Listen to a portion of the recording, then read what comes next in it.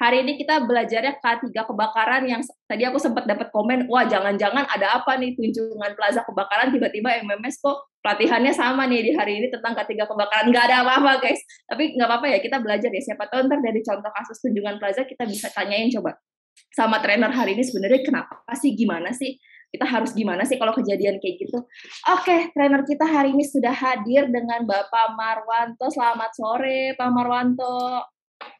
Selamat sore Mbak Jenny, gimana kabarnya? Sehat? Sehat Bapak, alhamdulillah. Sudah siap Pak? Siap, insya Allah siap. Ya, Pak. Di YouTube udah rame nih Pak kayaknya. Iya, ini saya juga baca luar biasa nih komentarnya nih. Hadir hampir dari Indonesia kayaknya ya. Monggo Pak, iya Bapak. Bapak boleh share screen langsung Pak, silahkan biar kita langsung mulai materinya. Baik, mohon izin saya untuk share screen.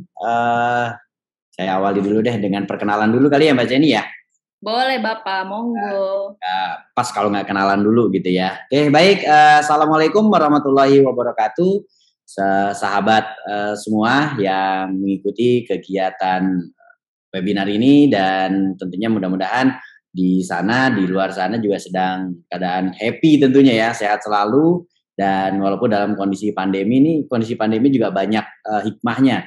Ya, salah satunya kita jadi lebih mudah sharing pengalaman, sharing pengetahuan seperti ini. Dan saya cukup terima kasih dan juga bersyukur sekali bertemu dengan MMS, bisa juga bersilaturahim dengan teman-teman yang ada di luar sana.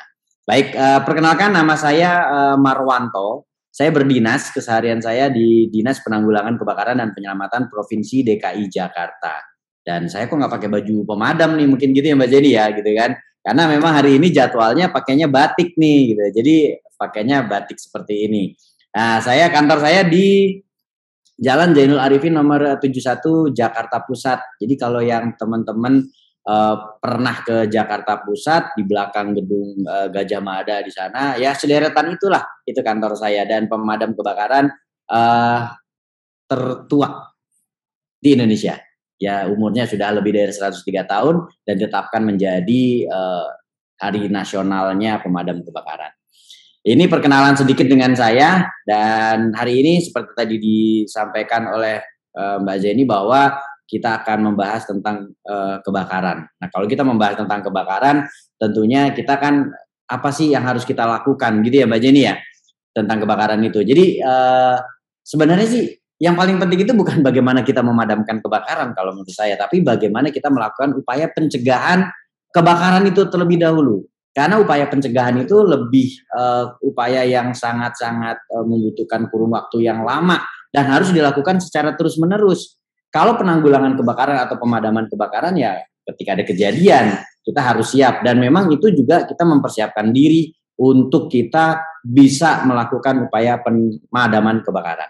Nah, mungkin gini, saya akan bertanya terlebih dahulu ke teman-teman semua nih. Apa sih yang persepsinya tentang kebakaran itu seperti apa? Mungkin bisa tulis di kolom komentar nih kan. Kebakaran itu persepsinya dari teman-teman itu seperti apa sih gitu. Nah, apakah kebakaran itu segala sesuatu yang apinya besar atau seperti apa? Monggo, silakan. Kalau mau dikomentarin, apa itu yang dimaksud dengan kebakaran?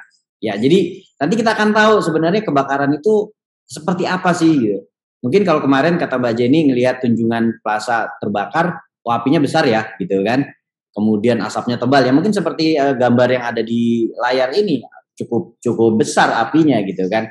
Nah, sebenarnya apa sih yang dimaksud dengan kebakaran itu sendiri? Nah, secara umum mungkin persepsi kita adalah yang namanya kebakaran itu adalah sesuatu yang, ini udah ada yang jawab nih, bencana. Nah, ini ya memang di undang-undang kita juga dikatakan kebakaran itu juga masuk dalam kategori bencana gitu ya. Contohnya adalah kebakaran hutan gitu ya. Timbulnya api yang merugikan banyak pihak. Ya betul. Kemudian kebakaran itu ada apinya. Iya, pasti namanya kebakaran itu pasti ada api. Nggak mungkin nggak ada api, kecuali api asmara nggak kelihatan apinya gitu ya, atau api dendam gitu, nggak akan kelihatan apinya gitu ya. Api yang merugikan biasanya kalau kebakaran itu Pak oleh apinya Pak, oleh adanya api. Oke, api dengan titik nyala yang besar berdampak buruk. Ya, kejadian yang tidak diinginkan yang disebabkan oleh api. Ya, ini luar biasa nih. Jadi kita sendiri teman-teman sudah memahami tentang apa itu makna kebakaran, karena masyarakat kita ngomongin tentang kebakaran itu ya apinya besar Pak, asapnya tebal. Nah itu yang terkadang muncul di benaknya masyarakat. Nah secara definisi ini sudah banyak banget nih kita rangkum nih. Nah secara definisi adalah suatu resiko dari sebuah nyala api. Itu definisi dari sebuah kebakaran. Jadi yang dimaksud dengan resiko apa? Namanya resiko berarti kita sudah bisa mengenali. Karena ada bahaya maka akan ada timbul sebuah resiko. Dan resiko itu bisa kita kendalikan. Atau bahkan bisa kita eliminasi, kita hilangkan. Nah, kebakaran itu sendiri adalah sebuah resiko dari sebuah nyala api yang tidak diinginkan, tidak terkendali, dan dapat mengakibatkan kerugian harta benda bahkan jiwa. Nah, itu adalah definisi dari sebuah kebakaran. Artinya apa? Artinya kalau kita sebut kebakaran itu apinya besar, di dalam definisi ini enggak. Jadi, walaupun dia kecil, tetapi dia tidak terkendali dan tidak diinginkan, maka dia bukan termasuk kebakaran. Gitu ya. Apinya besar, tetapi dia terkendali, maka dia bukan kebakaran. Tapi apinya hanya kecil saja, hanya sebesar percikan api, mungkin kalau saya ngomongin merokok gitu ya, kalau ada menghisap rokok kemudian timbul percikan jatuh ke celana, itu sudah termasuk dalam kebakaran. Karena apinya walaupun kecil, tetapi dia berdampak merugikan. Dan tidak terkendali dan bukan diinginkan. Seyogianya api tersebut nggak ada di situ. Tetapi berbeda dengan kondisi yang api cukup besar. Misalkan kita berada di sebuah pabrik peleburan logam atau pabrik produksi kaca atau gelas gitu ya. Itu dibutuhkan api yang cukup besar. Namun itu bukan disebut kebakaran. Karena apa? Karena apinya terkendali, terkontrol, dibutuhkan, diinginkan. Itu bukan kebakaran. Nah ini kita harus bisa membedakan mana yang disebut dengan kebakaran dan bukan kebakaran. Nah tentunya di sini kita bisa lihat bahwa bagaimana apa sih yang menyebabkan kebakaran secara umum. Nah ini sebuah data yang kita himpun, baik itu yang ada di pemadam kebakaran ataupun PLN gitu ya. Ternyata kejadian kebakaran itu disebabkan mayoritas lebih dari 70% itu disebabkan karena listrik. Nah, kira-kira nih teman-teman, yang disebabkan karena listrik itu apa saja? Apa saja nih? Ya kalau kita ngelihat berita nih, ya mungkin wah kemarin Tunjungan bisa jadi karena listrik ya. Saya belum bisa mengatakan itu karena tunggu dulu hasil daripada investigasi pihak yang berwenang gitu ya. Nah, kira-kira apa nih yang menyebabkan listrik itu kok menjadikan listrik itu menjadi persentase penyebab kebakaran terbesar? Kira-kira apa saja nih yang teman-teman ketahui? Penyebab kebakaran karena listrik. Mungkin di rumah kita ada instalasi listrik, kemudian di kantor kita ada instalasi listrik juga, dan itu bisa menyebabkan kebakaran. Nah, kira-kira apa yang menyebabkan kebakaran itu? Yang pertama nih, konsleting listrik. Wah, kemudian juga ada arus pendek. Nah, ini kata Gufron nih, ya kan? Gufron, Edi Karyanto, dan lain sebagainya. Konslet, arus pendek, konslet, listrik konslet. Iya, jadi memang kebanyakan di benak kita bahwa penyebab kebakaran itu mayoritas karena listrik disebabkan karena konsleting listrik. Nah, sejatinya sih nggak sesimpel itu gitu ya. Ada yang disebabkan karena kabel terkelupas. Oke, nanti kita bahas. Apa sih yang menyebabkan kebakaran karena listrik tadi? Yang pertama bisa dikatakan adanya konsleting listrik yang tadi sudah ditulis nih, atau arus pendek. Kemudian yang kedua itu karena kelebihan beban, itu juga bisa menyebabkan kebakaran. Nanti kita bahas juga.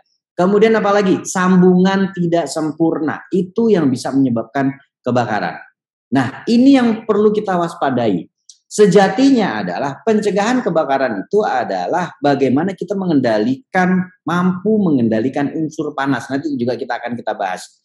Nah, banyak sekali 75 rumah tangga atau pabrik secara umum. Nah, ini ada pertanyaan, 73% itu di rumah tangga atau pabrik ini secara umum, baik itu pabrik maupun rumah tangga, perkantoran dan lain sebagainya, ini berdasarkan data kejadian kebakaran. Nah, ketika terjadi kebakaran, masyarakat kita atau mungkin kita sendiri, saya nggak tahu nih di benak teman-teman semua, apakah ada persepsi yang sama terhadap kedatangan pemadam kebakaran. Kenapa perlu saya sampaikan ini? Karena pemadam kebakaran itu persepsinya akan hadir selalu terlambat. Nah kan gitu.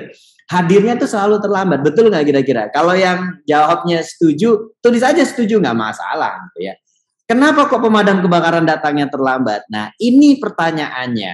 kenapa kok pemadam kebakaran datangnya terlambat? Nah, yang pertama, berita masuk ke pemadam kebakaran itu kira-kira 10-15 menit setelah kejadian awal kebakaran. Oke, sekarang saya tanya kembali.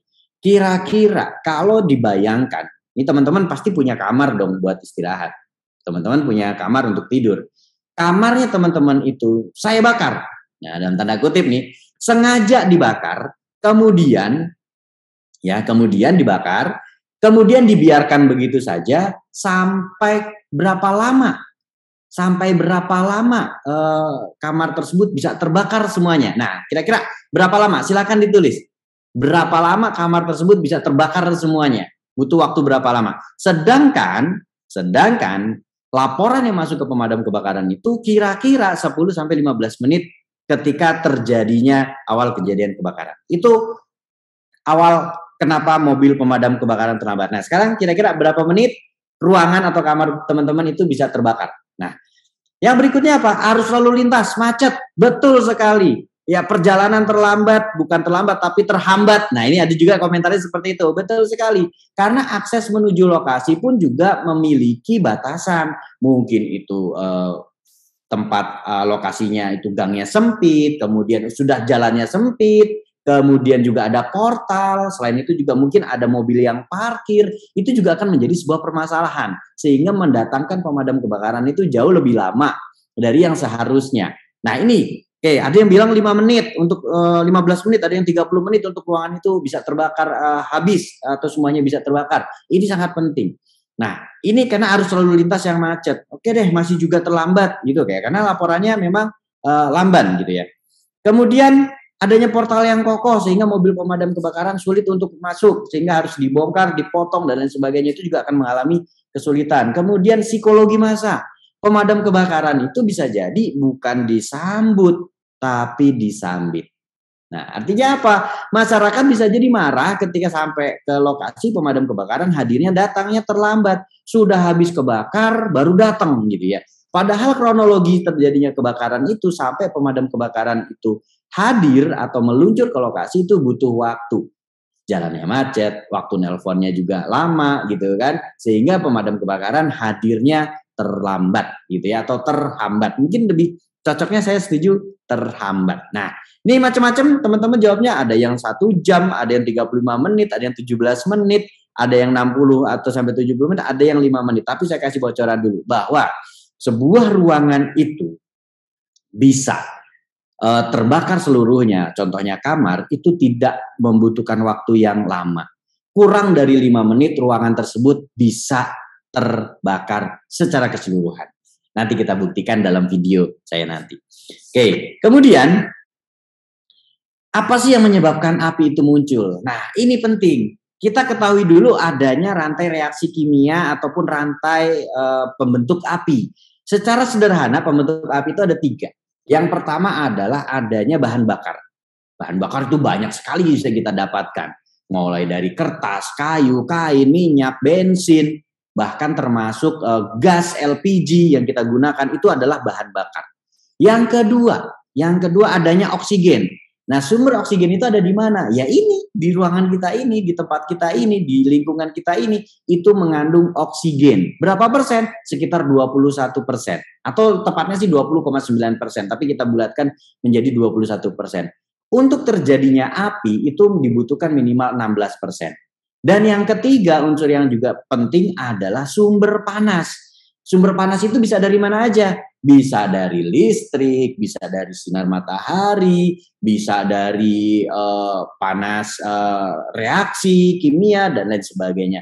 Ini adalah sumber-sumber panas. Nah, sekarang kita bahas dulu. Bahan bakar, kenapa kok bisa terbakar? Syaratnya apa? Bahan bakar itu syaratnya untuk bisa terbakar harus berubah menjadi uap bahan bakar. Kayu untuk menjadi dia terbakar, dia harus menjadi uap bahan bakar. Gimana caranya? Yaitu dengan adanya pemanasan. Bensin bisa terbakar, dia harus berubah dulu menjadi uap bensin. Caranya gimana? Bensinnya harus menguap. Dengan cara apa? Adanya panas, entah itu panas lingkungan, sinar matahari, ataupun terpapar panas lainnya. Gas LPG, gas LPG yang ada di rumah kita itu bentuknya cair. Untuk dia bisa menyala pada kompor, sederhananya seperti itu, dia harus berubah dulu menjadi uap bahan bakar, sehingga dia perlu pemanasan. Nah, itu adalah bahan bakar. Kemudian oksigen yang tadi saya sampaikan, butuh 16% oksigen. Kemudian panas dan lain sebagainya. Nah, ini panas ini macam-macam. Nah, di sini kita perlu ketahui bahwa segala sesuatunya tadi akan bisa menjadi api dengan syarat apa? Dengan syarat harus sudah ada titik nyala yang tepat. Kemudian oksigennya cukup dan panasnya cukup. Nah, yang jadi pertanyaan adalah bagaimana kita untuk menghindari terjadinya kebakaran atau penyalaan? Yaitu dengan cara mengendalikan unsur panas. Kata kuncinya itu, mengendalikan unsur panas.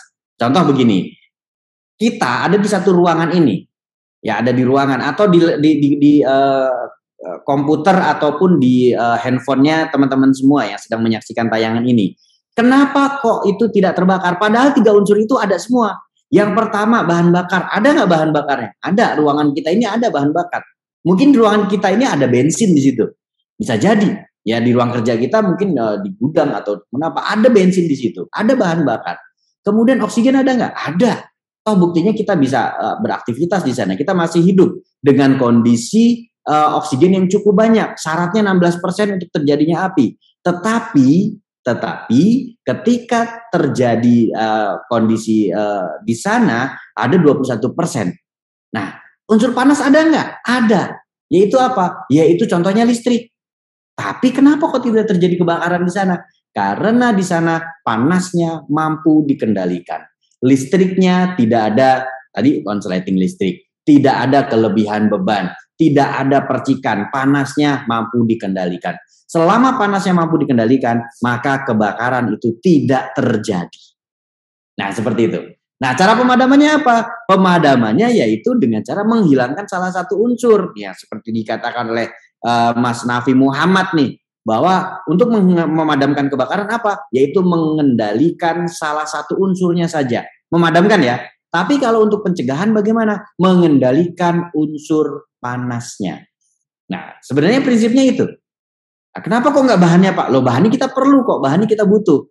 Lah, oksigennya, Pak, ya bisa jadi, tapi kan kita butuh oksigennya. Nah, itu perlu juga kita kendalikan unsur panasnya. Dan kalau terjadi kebakaran, kita hilangkan unsur-unsur yang terjadi untuk membentuk api. Nah, itu. Ada pertanyaan nih, majun apa? Majun tuh kain ya, kain. Oke, nah ini saya ada video. Sebentar saya stop screen dulu karena tadi saya belum centang untuk suaranya. Nah ini ada video tentang atraksi LPG. Nah, oke, saya akan tunjukkan di sini. Jadi di sini kebakaran itu faktornya bukan karena tabung. Ada sebuah video yang menggambarkan bagaimana sebuah tabung LPG kebakaran itu faktornya dari orangnya. Tapi ini keadaan di rumah. Orang tahunya tabung gas meledak. Masyarakat mengira bahwa kalau ada kebakaran, ledakan tabung gas itu bukan tabungnya yang meledak, Pak. Itu bukan tapi ruangan yang tertutup rapat. Gasnya yang. Jadi gasnya yang meledak. Diumpamakan di bawah ini dianalogikan di satu ruangan itu ada di bawah kompor itu dianggap terisi gas tidak lebih dari 5 menit, Pak. LPG itu terisi gas tidak lebih dari 5 menit. Nanti pada saat banyak hal. ruangan kita kosong kita umpamakan. Dengarkan suaranya keluar. Yang dibilang meledak itu posisinya bukan pada saat posisi awal, tapi posisi seperti ini, Pak. Nah, ketika terdengar suara blep itu sejatinya adalah LPG yang meledak. Ada gas yang pemicunya seperti tadi, ya betul, Pak. Cuman terkadang orang takut. Nah, awal yang paling umum apalagi katanya itu tadi, Pak. Kamu bilang rokok, Pak. Bahaya rokok. Nah, itu sebelumnya, Pak. Jadi rokok itu bukan pemicu. Ini sebagai contoh. Apakah rokok bisa menyebabkan penyalaan atau bakar? Lihat. Nah, rokoknya ini posisinya Oke, kita lihat di sini. Nah, rokok didekatkan ke dalam yang bocor tadi bisa terjadi. Nah, ini dia bara, bukan percikan. Namun kalau ada percikan, ada percikan apa? Sebenarnya kalau teman-teman lihat itu ada area ada area yang belum terbakar. Nah, ada area yang belum terbakar. Jadi itu bisa menjadikan tempat tersebut tidak terbakar. Nah, kemudian di sini bisa kita lihat bagaimana sih kalau terjadi kebakaran. Ini yang tadi disampaikan salah satu unsurnya yang dihilangkan, gitu ya. Salah satu unsurnya yang dihilangkan. Ya, kita lihat. Ketika terjadi sebuah kejadian kebakaran, kemudian ada gas di sana yang terbakar. Nah, ini bisa kita lihat.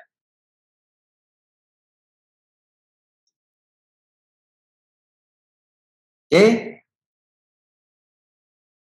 Nah, dilihat di situ terjadi cukup dicabut, cukup dihilangkan saja bagian daripada bagian daripada ininya. Media yang terbakar atau bahan yang terbakar, maka kebakarannya akan berhenti. Nah, seperti itu. Nah, ini adalah contoh daripada LPG yang terbakar. Nah, saya di sini ada video berikutnya, yaitu bagaimana sebuah listrik itu bisa menyebabkan kebakaran. Nah, oke, saya bahas dulu tentang konsleting listrik. Mungkin teman-teman, kalau kita ngomongin tentang konsleting listrik, gitu ya, kalau kita ngomongin tentang konsleting listrik, mungkin teman-teman akan melihat bahwa penyebab kebakaran itu karena konsleting listrik. Ya, bisa jadi seperti itu sih memang, tapi ada beberapa syarat. Definisi dari konsleting listrik secara umum ya kan adanya pertemuan dua kabel plus dan min lah, saya bentuknya seperti itu ya, massa dengan arus gitu kan, bertemu gitu ya, ketika bertemu maka akan timbul percikan, betul tidak?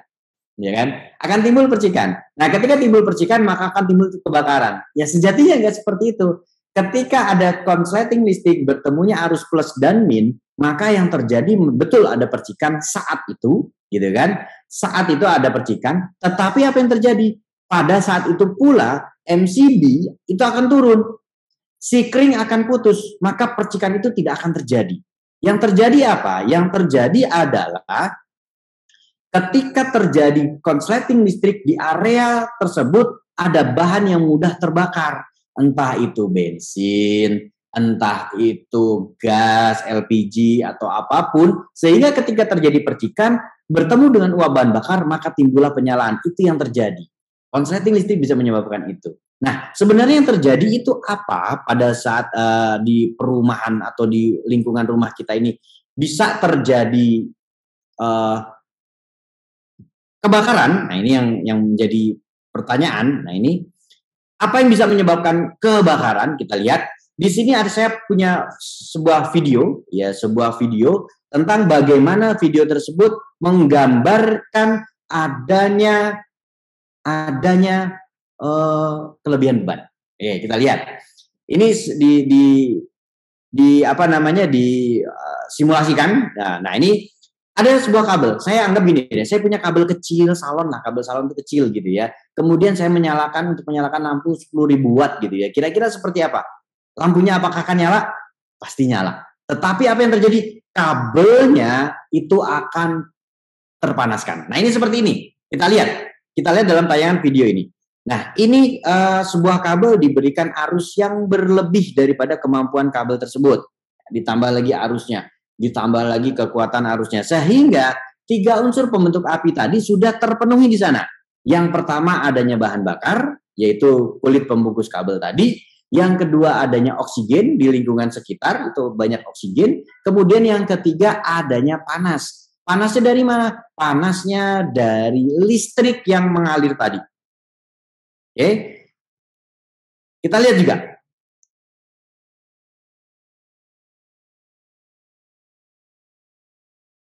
Oke, kita lihat. Terjadi seperti itu, panasnya terus-menerus, kemudian akan terjadi penyalaan secara serentak. Ketika terjadi seperti itu, nah pertanyaannya adalah, ketika terjadi seperti ini, maka kabel tersebut akan menyala secara serentak. Bayangkan ketika itu terjadi di atas plafon rumah kita, di atas plafon kantor kita, seberapa panjang kabelnya sehingga akan terjadi sebuah kebakaran. Ini adanya kelebihan beban. Nah, sehingga perlu satu tindakan sebelum ini terjadi. pilihlah kabel yang sesuai, pilihlah kabel yang standar, jangan kabel asal murah, jangan kabel yang asal beli. Nah ini kan juga perlu kita sesuaikan, kabelnya seperti apa, kebutuhan listriknya seperti apa, ini juga penting. Nah ini adalah karena kelebihan beban. Yang kedua, yang ketiga, karena apa? Karena adanya FOM atau loncatan listrik secara terus-menerus. Ini juga bisa terjadi. Loncatan listrik secara terus-menerus itu disebabkan karena apa? Karena sambungan yang tidak sempurna. Entah itu antara terminal dengan colokan dengan terminal, entah itu pada saat sambungan tidak sempurna sehingga ada celah di sana. Sederhananya begini, kalau kita punya motor atau mobil atau kendaraan, ada namanya busi. Nah, kalau kita lihat busi, kepalanya itu pasti ada celah. Celah itu untuk apa? Celah itu untuk memberikan percikan listrik di ruang bakar. Ketika ada percikan ketemu dengan bahan bakar, ketemu dengan oksigen, maka akan terjadi sebuah ledakan-ledakan yang mengakibatkan motor kita menjadi nyala. Nah, itu seperti itu contohnya. Nah, ini terjadi di mana? Di terminal dengan colokan. Kalau colokannya tidak sempurna nempelnya sehingga ada celah di sana, maka apa akibatnya? Akibatnya colokan tersebut akan melemparkan arus listrik secara terus-menerus sehingga mengakibatkan terminalnya menjadi panas. Lama-kelamaan terminalnya menjadi meleleh. Mungkin teman-teman pernah ketemu, pernah melihat ada colokan yang warnanya hitam, terbakar, bisa jadi seperti itu. Dan kalau ini terjadi secara terus-menerus sepanjang waktu, maka ini akan mengakibatkan kebakaran. Nah ini juga perlu diperhatikan. Oke, yang berikutnya adalah adanya listrik statis. Nah, yang mengakibatkan listrik statis itu apa sih gitu kan? Banyak sih sebenarnya. Secara alamiah listrik statis itu ada. Oke, siapa yang tahu listrik statis itu? Contoh yang alamiah. Oke, silakan ditulis di komentar. Kalau ada listrik statis, contoh alamiahnya seperti apa listrik statis? Nah, ini perlu juga kita ketahui. Nah, salah satu listrik statis yang sering kita dengar, sering kita lihat adalah adanya petir halilintar. Petir atau halilintar itu mekanismenya adalah bagian daripada atau pembentukannya adalah dari dibentuk akibat munculnya listrik statis karena adanya uap air yang berubah menjadi es gitu ya di sana, salju halus gitu, bersaling bergesekan sehingga timbul adanya listrik statis. Itu listrik statis. Nah, itu bisa menyebabkan kebakaran. Betul. Sangat-sangat memungkinkan untuk terjadinya kebakaran. Makanya untuk menghindari kebakaran, untuk menghindari kerusakan, listrik statis akibat petir tadi dibangunlah di bangunan gedung kita ada yang namanya penyalur petir. Nah, itu contohnya listrik statis. Oke, nih petir alami, gesekan dua barang. Nah, betul, gesekan dua barang. Nah, yang dimaksud gesekan dua barang itu begini. Dulu mungkin waktu kita sekolah SD kecil, waktu masih kecil kita suruh motong kertas kecil-kecil, taruh di atas meja. Kemudian kita suruh sisiran atau menggosok kain perca dengan menggaris dengan kain perca. Kemudian diletakkan di sana. Nah, ketika diletakkan di sana maka akan terangkat, tertarik itu kertasnya. Itu bagian daripada listrik statis. Nah, lalu bagaimana kita menghindarinya gitu kan? Nah, ini ada sebuah contoh ya, sebuah contoh listrik statis yang terjadi di pom bensin. Ya betul juga sih, ada Paji Serubuana gitu ya, Flash Thor dan Gundala menghasilkan petir ya betul. Oke, sekarang kita lihat bagaimana listrik statis ini bisa terjadi di pom bensin. Makanya kalau di pom bensin tidak diperkenankan untuk beraktivitas, salah satunya menggunakan handphone karena bisa menimbulkan listrik statis sebenarnya gitu ya. Oke, kita lihat ini di tayangan video kita lihat ada seorang yang mengisi bensin, kemudian self service di sana sudah masuk gitu ya. Kemudian handphonenya berbunyi, ya oke, handphonenya berbunyi. Kemudian beberapa saat kemudian dia mendekati mobilnya dan dia sentuh bagian bodi mobilnya. Dan di situ terjadi sebuah percikan. Ketika percikan itu ketemu dengan uap bahan bakar, terjadilah penyalaan seperti ini dan luar biasa tentunya. Ini akan terjadi kebakaran. Nah, yang menjadi permasalahan adalah bagaimana kita mampu untuk melakukan pemadaman pada kondisi seperti itu. Nah, ketika mengalami kebakaran kemudian kita mampu melakukan pemadaman itu akan baik. Perlu diketahui, satu dispenser itu biasanya dikawal dengan satu apar. Sehingga perlu juga kita mampu untuk menggunakan apar. Nah, teman-teman semua sudah bisa menggunakan apar kan tentunya ya. Nah, kalau belum bisa latihan menggunakan apar itu penting. Oke, padamkan apinya dengan satu hembusan sedikit sekali, padam, kurang puas, semprotkan lagi, padam. Selesai. Nah, ini adalah contoh daripada listrik statis. Ya, contoh dari listrik statis. Nah, berikutnya apa? Contoh yang lain. Ini orangnya memegang handphone, kemudian memegang bodi mobil. Nah, itu terjadi percikan seperti itu. Nah, di tempat lain ini terjadi juga bahwa ada listrik statis. Kita lihat. Ini seorang wanita mengisi bahan bakar, kemudian kita lihat di sana self service masih sama juga, ya. Self service, ya, dia buka tangki mobilnya, kemudian dia masukkan nozzle-nya, jumlahnya berapa, dia masukkan di sana. Oke, kita lihat, kemudian nanti si wanita tersebut masuk ke dalam kabin mobil dan dia terima telepon. Ya, dan dia terima telepon dan bisa kita lihat di sana bagaimana dia melakukan itu. Oke. Terima telepon, kemudian ditaruh handphonenya dan dia keluar tidak membawa handphone, tidak membawa apa-apa. Dan bisa kita lihat di sini. Bisa terjadi sebuah penyalaan. Ini sederhana banget, listrik statis itu memang ada. Ya. Sangat-sangat mudah sekali dengan kita menggesekkan tangan kita di sebuah kain, itu juga bisa menimbulkan listrik statis. Bahkan kalau kita kulitnya kering, kemudian gesekan dengan pakaian, itu juga bisa menimbulkan listrik statis. Nah, itu yang mengakibatkan terjadinya kebakaran. Tapi perlu juga diperhatikan, enggak sekonyong-konyong langsung bisa timbul percikan seperti itu, enggak seperti itu juga. Tapi memang ada sebuah proses, gitu ya. Oke, kemudian video apa lagi nih? Nah, bagaimana kalau panci terbakar? Nah, ini kan, bagaimana kita memadamkan kebakaran? Ini agak sedikit loncat nih, mungkin ini tambahan pengetahuan. Tetap tenang, matikan kompor, kemudian ambil kain, basahi dan peras. Kemudian tutup secara perlahan dan biarkan, nggak usah diintip-intip. Jangan disiram dengan air, ini menjadi permasalahan. Oke, kenapa kok nggak boleh disiram dengan air dan bisa mengakibatkan siraman air tadi bisa mengakibatkan kobaran yang cukup besar? Yuk, silahkan. Ada yang tahu nggak kira-kira sebabnya apa? Nggak boleh disiram dengan air. Ini seorang fire safety itu harus tahu bagaimana melakukan upaya pemadaman. Oke? Nah, silakan. Kenapa kok kalau disiram dengan air apinya malah menjadi besar, gitu ya? Apinya menjadi besar. Wah, ada yang komentar nih, radiasi pemancar sih. Oke.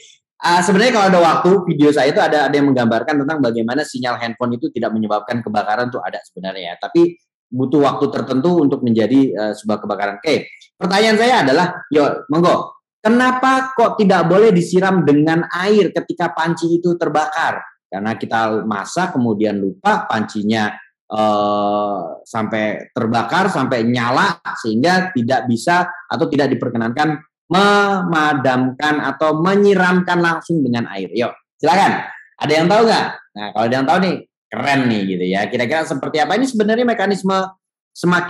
mekanisme dasar sebenarnya.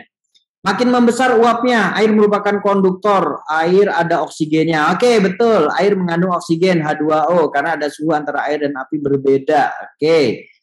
Karena sebab api terkena air karena ada minyak, ya bisa jadi uap panas melebur karena air bisa menyebabkan api kemana-mana. Iya, betul sekali. Ada H2-nya, ada hidrogennya, betul, membuat sumber panas menyebar. Ya, oke. Jadi gini mekanismenya. Terima kasih. Ini komennya keren-keren banget nih. Mbak Jenny nih, komennya bener-bener nih kerennya. Komennya keren-keren banget. Jadi gini, secara sederhana air itu akan menguap pada suhu 100 derajat. Teorinya begitu kan. Sedangkan kalau panci terbakar, aluminium terbakar, itu suhunya bisa lebih dari 200 derajat, 300 bahkan 400 derajat. Nah, ketika air itu yang mengandung H2O, gitu ya, mengandung H2O, kemudian dimasukkan ke tempat yang basah, maka dia akan langsung berubah menjadi uap. Nah, uapnya itu terdiri dari apa? Adanya oksigen dan adanya hidrogen. Yang tadi dikatakan air mengandung oksigen, air mengandung hidrogen. Betul, kita kembali lagi ke segitiga api tadi, bahwa pembentuk api itu ada 3, adanya bahan bakar, adanya oksigen, dan ada panas. Panas sudah ada di situ, panci yang terbakar. Bahan bakarnya dari mana? Oksigennya ada di sekitar lingkungan. Tinggal nyari bahan bakarnya. Bahan bakarnya apa? Yaitu uap air tadi, hidrogen. Ditambah lagi oksigen, maka akan terjadi penyalaan yang cukup besar. Nah, itulah sebabnya ketika kita melakukan pemadaman, tidak dilakukan secara langsung ke titik api. Oke, teman-teman juga harus pahami itu. Ketika pemadam kebakaran hadir, kemudian terjadi di tempat kebakaran, anggaplah kawasan padat hunian. Ketika pemadam kebakaran hadir di sana, tidak menyiramkan secara langsung ke titik apinya, itu karena mekanismenya seperti itu. Ya, ketika disiramkan air yang cukup banyak, itu ketika terjadi flashover, itu bisa lebih dari 700 derajat, itu air akan langsung menguap, tidak efektif. Maka yang dilakukan pemadam kebakaran seperti makan bubur. Ya kan? Walaupun sejatinya makan bubur masih menjadi perdebatan nih. Ada yang makan di pinggir terlebih dahulu, ada yang dicampur, ya itu istilah ya. Tapi kalau orang tua kita kan mengatakan makan bubur dari pinggir dulu. Ya sama ketika memadamkan kebakaran, yang bagian tepi-tepi terlebih dahulu itu ya yang bagian tepi-tepi itu terlebih dahulu didinginkan supaya tidak terjadi perambatan. Loh, kalau gitu kenapa Pak memadamkan kebakaran pakai air? Betul sekali. Kenapa? Karena ketika kita menggunakan air yang bagian tepi itu sudah didinginkan, nah seperti komentarnya Hafiz Zitri ini 17, di sekelilingnya sudah disemprot ya Mas Yogi gitu ya, Mas Yogi Aditya, itu akan dingin. Setelah dingin maka tidak akan terjadi perambatan. Kemudian kita baru hantam atau baru fokus pada titik yang utamanya tadi dengan syarat bahwa jumlah airnya harus cukup banyak. Nah, ketika jumlah airnya itu cukup banyak, maka mampu untuk mendinginkan. Itu tujuannya. Jadi nggak bisa cuma sedikit airnya, maka dia akan membesar. Percuma. Sehingga flow-nya atau water density-nya itu harus cukup banyak. Supaya apa? Kondisinya dingin. Ketika dingin, maka dari segitiga api tadi, salah satu unsurnya sudah dihilangkan. Yaitu apa? Unsur panas. Oke, seperti itu. Jadi, sederhana kenapa pemadam kebakaran isinya air. Ya.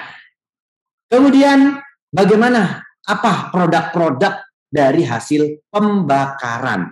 Oke, saya akan tanya kembali nih. Apa bahayanya karbon monoksida bagi tubuh kita? Karena produk hasil pembakaran, kita ngomongin pembakaran itu bukan hanya kebakaran ya. Tapi misalkan karena menyalakan motor, menyalakan mobil, nabun, masak gitu. Nah, yang saya mau tanya, apa penyebabnya karbon monoksida itu membahayakan? Ya, silakan. Ada yang tahu? Berikan komentarnya. Nah, hasil-hasil dari pembakaran itu apa saja? Ada karbon monoksida, ada karbon dioksida, ada hidrogen sianida, kemudian fosgen, hidrogen klorida. Ini dalam konsentrasi tertentu, maka akan menyebabkan kematian. Nah, ini berbahayanya. Nah, kenapa kok karbon monoksida itu berbahaya?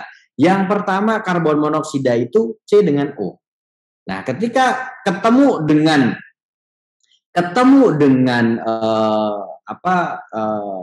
hemoglobin, maka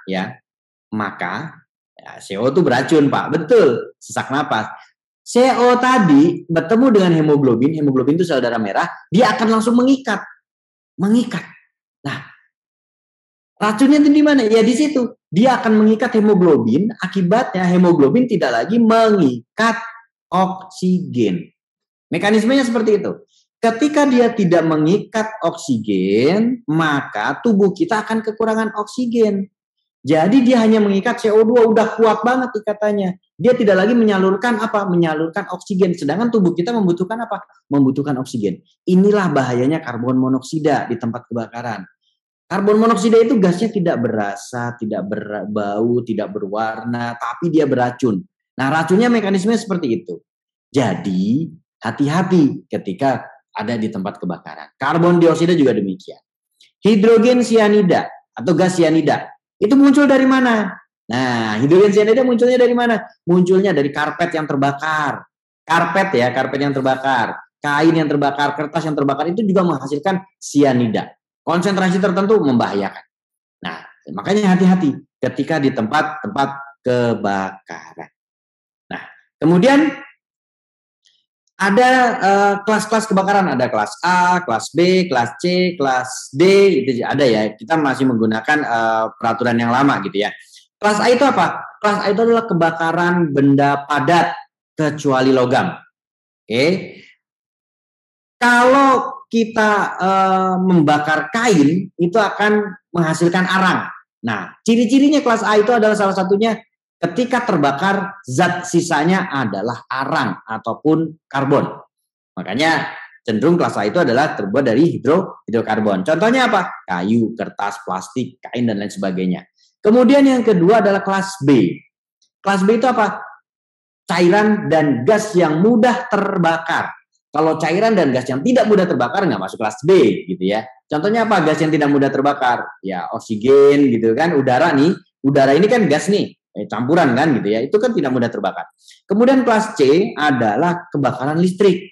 Contohnya apa? Contohnya mungkin laptop ini ketika sedang beroperasi tiba-tiba menyala, maka dia masuk ke dalam kelas C. AC yang sedang beroperasi itu masuk ke dalam kelas C. Tetapi kalau tidak beroperasi, maka tidak masuk ke dalam kelas C. Kemudian kelas yang ketiga adalah kelas D, yaitu kebakaran logam. Ya, kebakaran logam. Nah ini yang tadi contohnya panci tadi. Itu masuk ke dalam kelas kebakaran logam gitu kan. Seng, magnesium, aluminium, sodium dan lain sebagainya itu masuk ke dalam kelas D ya gitu ya. Nah, kemudian pemadamannya efektif apa gitu ya. Nah, kenapa kok dibagi kelas-kelasnya? Karena ini berhubungan nanti dengan media pemadamannya. Contoh, kelas A efektif dipadamkan menggunakan apa? Air. Nah, itu efektif menggunakan air. Kelas B efektif dipadamkan menggunakan apa? Menggunakan foam medianya. Kemudian kelas C apa? Ya gas. Kalau kelas D yaitu media pemadaman khusus logam. Nah itu. Kemudian di SNI APAP, alat pemadam api portable, nomornya 180 tahun 2021, itu pembagian kelasnya termasuk ke dalam kelas K. Apa itu kelas K? Yaitu sisa-sisa masak. Itu bekas-bekas masak di dapur, cooking. Nah, sehingga di situ media pemadamannya juga berbeda, gitu ya. Khusus dia ada media pemadamannya khusus.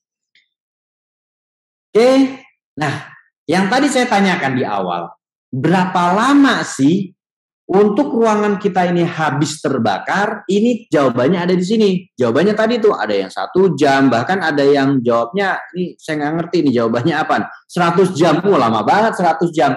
100 jam tuh berapa hari? 4 hari? Ya nggak mungkin lah kamarnya kamar apa nih gitu ya. Kamar makhluk apa nih yang 100 jam nih ya. Oke. Nah, tahap perkembangan api itu seperti apa? Nah, ini kalau kita melihat grafik, mulai teman-teman kalau bisa melihat grafik itu ada mulai dari warna hijau sampai dengan warna biru gitu ya. Grafik itu menunjukkan bagaimana fase-fase kebakaran. Mulai dari penyalaan, ini lambat nih biasanya. Lambat, kemudian nanti ada meningkat, kemudian sampai tahapan flash over. Yang saya tanyakan tadi adalah tahapan flash over.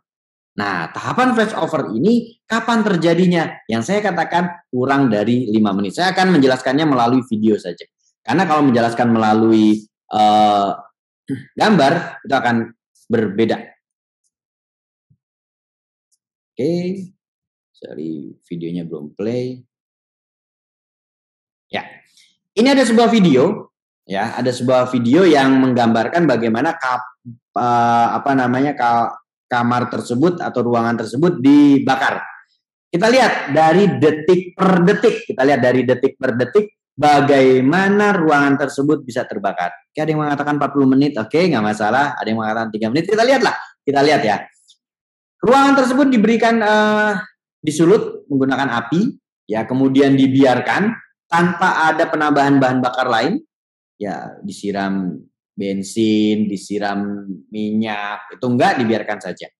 Dan ini terus-menerus. Nah, pentingnya sebuah proteksi kebakaran apabila terpasang proteksi kebakaran, gitu ya. Ketika terjadi sebuah kebakaran, kemudian ada sebuah detektor di sana, maka detektor tersebut akan mendeteksi adanya kebakaran. Oke, detektor tersebut akan menimbulkan atau menghasilkan sebuah reaksi, gitu ya, menginformasikan adanya kebakaran. Oke, Nah, kalau kita lihat bagaimana kebakaran itu terjadi, semakin lama semakin besar apinya. Semakin lama semakin besar apinya. Ketika proses seperti ini, maka detektor akan sudah bekerja. Mungkin sprinkler akan bekerja. Ya, kalau memang panasnya sudah cukup. Sprinkler tersebut dipasangnya di berapa derajat gitu ya. Ini akan sudah mulai bekerja. Teman-teman, kita lihat bagaimana ruangan tersebut bisa terbakar seluruhnya karena ruangan tersebut terpanaskan. Bayangkan ruangan tersebut adalah kamar kita. Seluruh sisinya tertutup. Ini satu sisinya masih terbuka. Ketika terbuka, maka panas dan gasnya masih ada yang keluar. Kalau tertutup bagaimana? Itu akan jauh lebih cepat lagi tentunya. Kita lihat, bagian atas sudah mulai terbakar. Ya, sudah mulai terbakar. Oke. Di situ bisa kita lihat bagaimana sudah membakar di area lainnya. Panasnya sudah mencapai di bagian ceiling atau bagian atas. Nah, ini bisa kita lihat. Bagaimana panas tadi akan menyebar ke seluruh ruangan, sehingga ruangan tersebut tidak perlu merambat apinya. Tidak perlu merambat apinya. Tetapi ruangan tersebut akan menyala dengan sendirinya. Ya, akan menyala dengan sendirinya. Karena apa? Karena panas tersebut sudah mampu untuk membakar atau memanaskan, menguapkan area tersebut. Oke, sudah mampu memanaskan area tersebut. Kita lihat di sini akan terjadi penyalaan dengan sendirinya. Nah, inilah yang disebut dengan flashover. Oke, dengan waktu yang singkat, karpetnya sudah mulai memuai, kemudian akan ada penyalaan dengan sendirinya, kemudian nanti filling kabinetnya juga akan menyala dan terbakar dengan sendirinya. Nah, ini yang terjadi. Jadi, ketika ruangan kita terbakar, itu hanya membutuhkan waktu kurang dari 5 menit. Oke, ini yang terjadi teman-teman. Ruangan kita bisa terbakar dalam waktu kurang dari 5 menit. Nah, ini oke, kita lihat. Ini contoh-contoh tahapan flashover. Ya, kita lihat. Ini contoh-contoh tahapan flashover. Padat hunian, kemudian ini juga terjadi di kawasan padat hunian. Ini di dekat dengan kantor kami di daerah Duri Utara, Jembatan 5, Jakarta Barat, salah satu kawasan terpadat juga di Asia Tenggara ini. Kemudian ini ada di industri, kemudian di industri dan lain sebagainya. Nah, ini juga bisa terjadi. Oke. Pak, itu bukan kebakaran, kan apinya? Kayak pertanyaannya. Ya, Ilham Zain, Satria Negara. Ya, memang bukan kebakaran tadi, karena itu adalah simulasi ya. Jadi, ya begitulah, karena itu simulasi. Jadi artinya kita bisa membayangkan bagaimana sebuah kebakaran itu bisa terjadi. Oke, kalau ada pertanyaan boleh bisa langsung komentar. Jadi sambil bertanya nanti saya sambil menjelaskan, saya akan sambil jawab. Nah, apa sih bahaya-bahaya ketika terjadi kebakaran? Yang pertama adanya backdraft. Ya tadi flashover ya, yang pertama adalah flashover. Flashover itu seperti itu, begitu cepatnya. Nggak butuh waktu 10 menit, 15 menit, 30 menit. Ya waktunya kurang dari 5 menit sudah terjadi sebuah penyalaan yang secara serentak. Nah, kemudian apa sih itu backdraft? Nah, backdraft itu adalah sebuah kondisi terjadinya kebakaran. Tadi sudah terjadi flashover, sudah nyala semuanya gitu ya. Kemudian redup akibat adanya kekurangan oksigen. Entah itu tertutup ruangannya tertutup rapat sehingga oksigennya berkurang, dan tiba-tiba ada aktivitas untuk masuk. Nah, membuka pintu, kemudian memecahkan kaca sehingga oksigen tersebut masuk secara tiba-tiba dengan jumlah yang cukup banyak gitu ya, cukup banyak, kemudian terjadilah penyalaan secara serentak, dan itu yang disebut dengan backdraft. Blur, terjadi ledakan. Bedanya apa dengan flashover? Nah, bedanya apa dengan flashover? Ini sama-sama menyalanya tuh sama. Bedanya kalau flashover itu menyala karena akibat kebutuhan oksigennya memang masih banyak di sana, kemudian panasnya cukup tinggi, bahan bakarnya sudah menguap semua.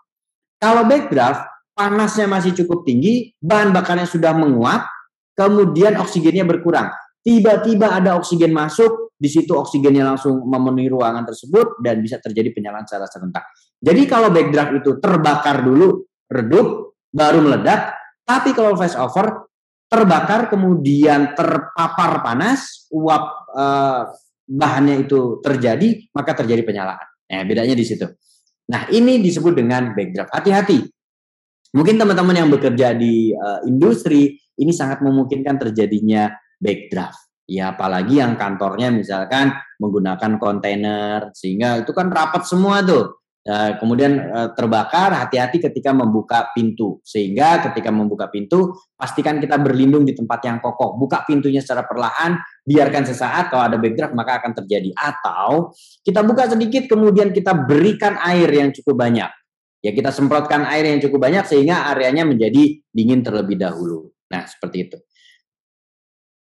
Pak, jika SPBU terbakar, itu cara penanganannya bagaimana dan media pemadamannya bagaimana? Oke, di SPBU sudah disediakan yang namanya APAR dan APAM. Alat pemadam api ringan dan alat pemadam api beroda. Jadi bisa menggunakan media tersebut. Yaitu apa medianya? Dry powder kelas ABC. Dry powder kelas ABC umumnya seperti itu. Kalaupun sampai terbakar, ya gunakan foam. Ya, SPBU tersebut memiliki proteksi yang cukup banyak, penyekatan-penyekatan. Kalau terjadi kebocoran, maka disekat di sini sampai ke ground tanknya sudah ada penyekatan. Jadi lebih proteksinya. Paling kalau terbakar itu biasanya terjadinya hanya di dispensernya. Yang berdampak apa? Misalkan ada kendaraan di sana itu ikut terbakar. Ya, seperti itu. Kemudian bagaimana tanggapan Bapak dengan kebakaran yang terjadi di Tunjungan Plaza kemarin, Pak? Nah, yang jelas bahwa sistem proteksinya belum bekerja secara maksimal sehingga terjadi kebakaran seperti itu. Ya, tanggapan saya adalah bagaimana kita mengevaluasi sistem proteksi kebakarannya, sistem tanggap daruratnya. Karena saya lihat juga ada beberapa pengunjung masih ada di dalam ruangan, padahal itu area yang cukup berbahaya. Maka sistem evakuasinya juga harus dijalankan dengan baik. Kemudian bagaimana sistem pemberitahuan awal, itu kebakarannya sudah besar tapi masih banyak pengunjung di dalam mall tersebut, itu cukup berbahaya. Sistem proteksinya dievaluasi apakah bekerja secara maksimal, di mana yang terjadi kendala di situ, itu harus diperbaiki. Cara memadamkan api di lahan gambut yang sudah terlanjur terbakar luas, Pak, bagaimana? Wah, ini cukup meluas nih ya, sampai ke lahan gambut. Nah, kalau lahan gambut itu kan cukup dalam, bisa kedalamannya sampai 6 meter. Dan itu apa yang dilakukan? Ya, macam-macam gitu ya. Bisa dipadamkan menggunakan metode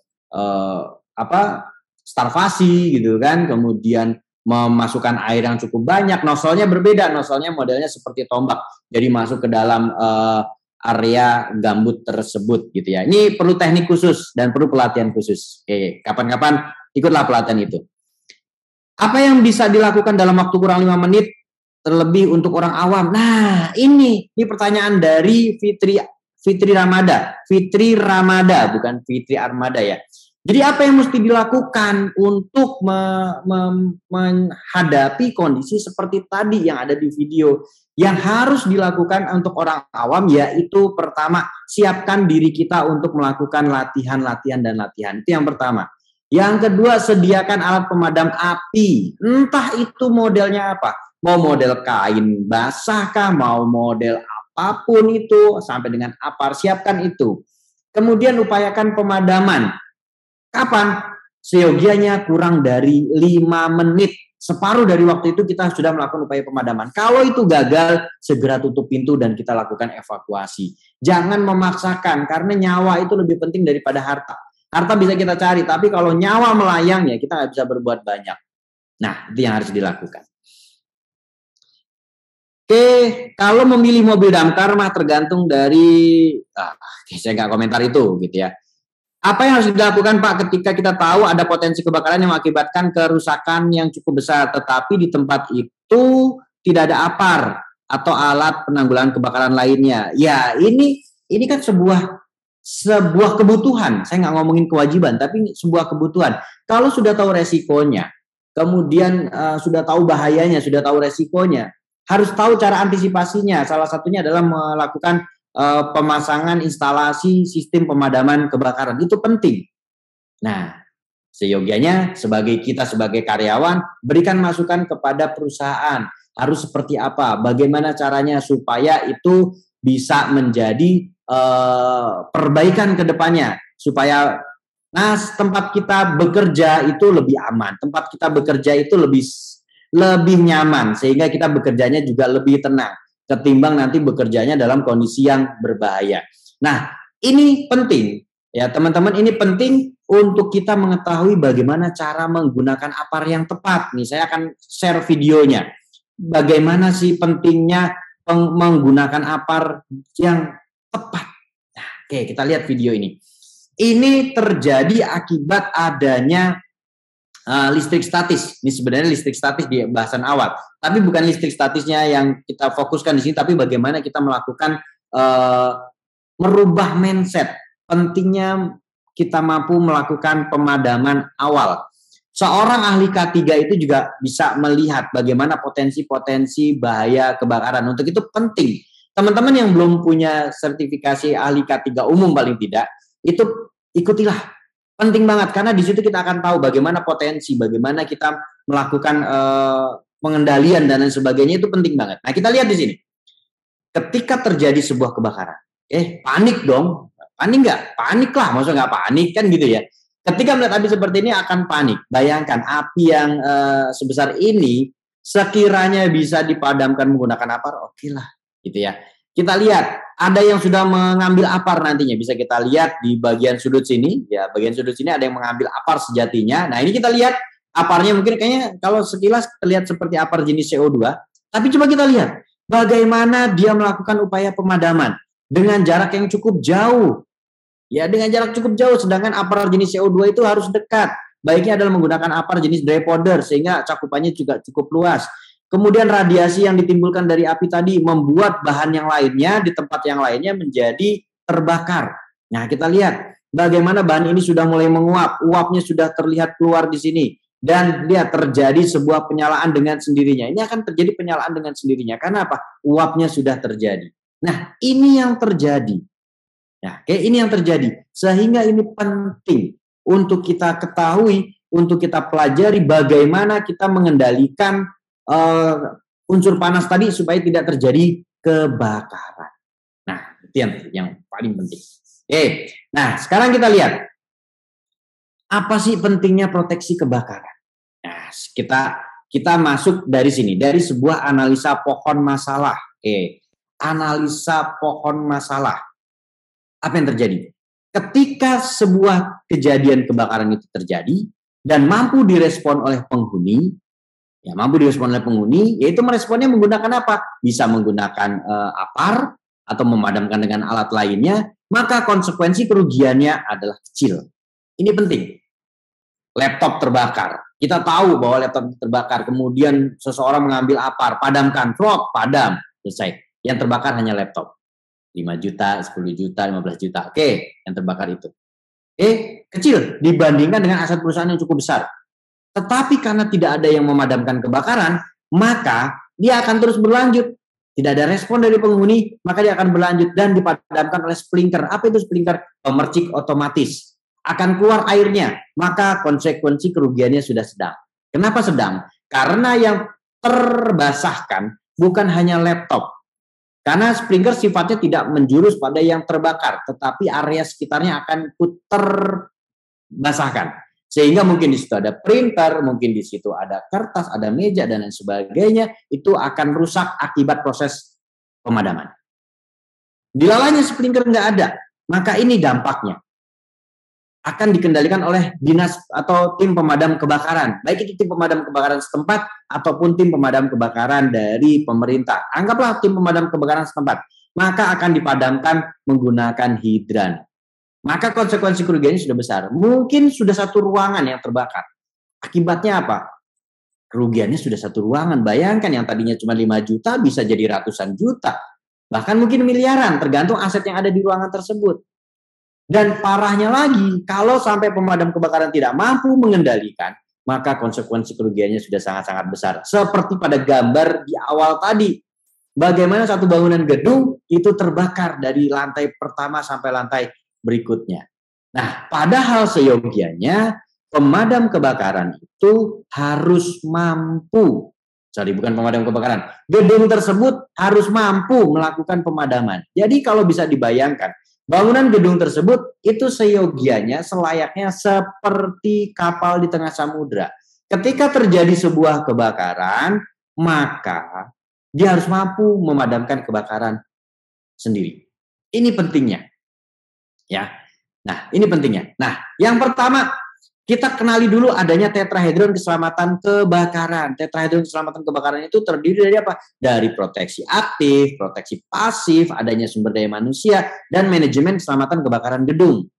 Nah, apapun namanya, itu diserahkan ke gedung tersebut gitu ya. Ini kita ngomongin bangunan gedung. Proteksi aktif itu apa contohnya? Adanya alarm, adanya APAR, adanya hidran, adanya detektor, adanya sprinkler, itu termasuk proteksi aktif. Nah, seperti pertanyaan tadi Pak, kalau di kantor kita nggak ada ini, ya berarti proteksi aktifnya belum ada. Berarti keselamatan kebakarannya belum terpenuhi. Sedangkan keselamatan kebakarannya adalah 4 komponen ini yang menjadi satu. Ya gitu. Udahlah, kita mengandalkan pemadam kebakaran aja lah, orang pemadam kebakaran dekat. Oke, saat ini memang dekat. Tapi kalau pemadam kebakaran saat ini sedang ada tugas, kemudian gedung di sebelahnya pemadam kebakaran juga terbakar, di tempat lain mengalami kebakaran juga, maka apa yang harus kita lakukan? Nggak bisa berbuat banyak. Gitu. Wah, ada juga pertanyaan, kalau nelfon pemadam kebakaran takut diminta keterangan lengkap di lokasi, banyak yang ragu menghubungi damkar karena takut diminta keterangan atau saksi. Ya nggak begitu gitu kan. Kalau menghubungi pemadam kebakaran, hubungi saja bahwa terjadi kebakaran gitu kan. Meminta nomor teleponnya diberikan. Ya, saya nggak tahu kalau itu kejadiannya di tempat lain, tapi kalau di Jakarta nggak seperti itu. Ya, jadi bayar Pak, gitu kan, takutnya bayar gitu kan. Enggak, selama keadaan darurat, pemadam kebakaran nggak akan minta bayaran. Kalaupun ada, itu namanya oknum. Nah, itu bisa saya katakan itu namanya oknum. Nah, kembali lagi ke sini, tetrahedron kebakaran. Proteksi aktif, ini penting. Mulai dari deteksi, kemudian pemadaman, sampai dengan penyelamatan. Itu juga ada proteksi-proteksinya. Kemudian adanya proteksi pasif. Nah, proteksi pasif itu apa contohnya? Proteksi pasif itu contohnya penyekatan ruangan. Fire stopper, tadi udah ada yang mengatakan fire stopper. Itu juga merupakan proteksi pasif. Artinya apa? Kebakaran itu nggak akan kemana-mana apabila proteksi pasifnya bekerja dengan baik. Itu intinya. Kegagalan dari proteksi aktif maka akan dikendalikan oleh proteksi pasif. Sehingga proteksi pasif ketika itu bagus, maka tidak akan lanjut kebakarannya. Nah, proteksi aktif, proteksi pasif ini tidak akan berfaedah ataupun tidak akan berfungsi tanpa adanya sumber daya manusia. Siapa yang merawat proteksi aktifnya? Siapa yang merawat APAR? Siapa yang merawat detektor? Siapa yang merawat pompa? Siapa yang merawat sprinkler dan lain sebagainya? Kemudian bagaimana yang mendesain proteksi pasifnya? Itu juga penting.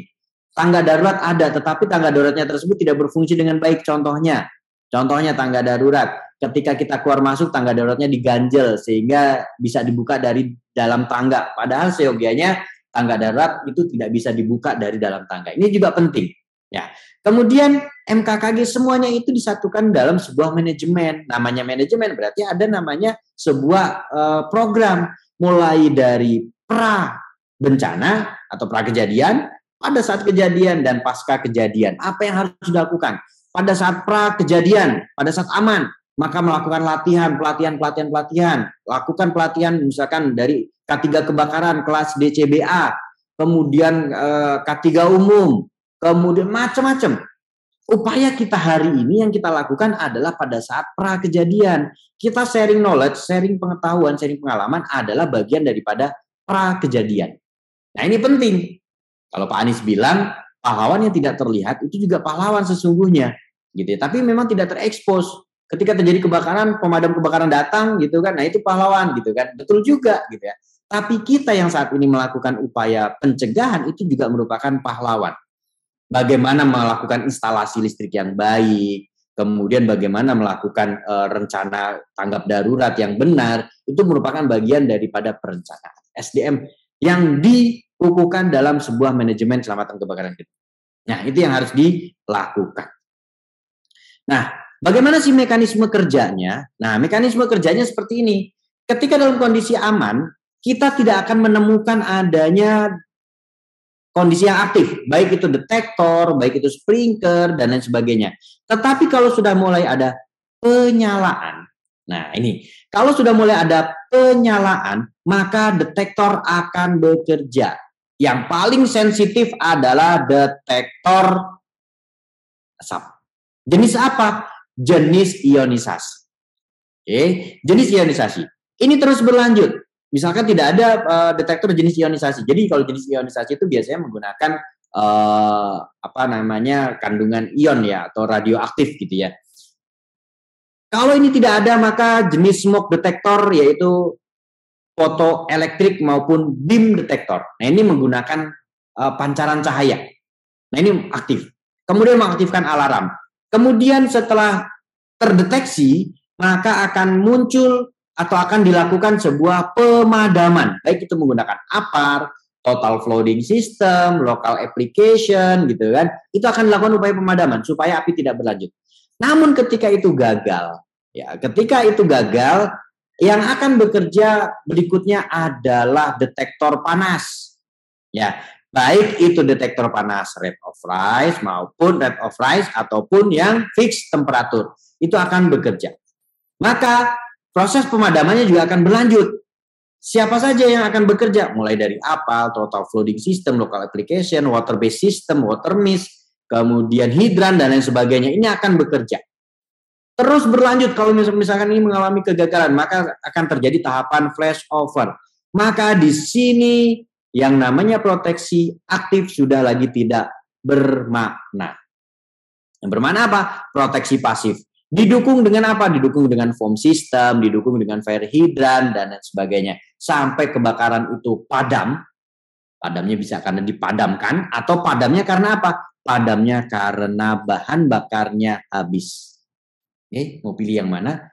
Kebakaran juga pasti akan padam karena bahannya habis atau dipadamkan. Nah, itu yang perlu kita pahami bersama.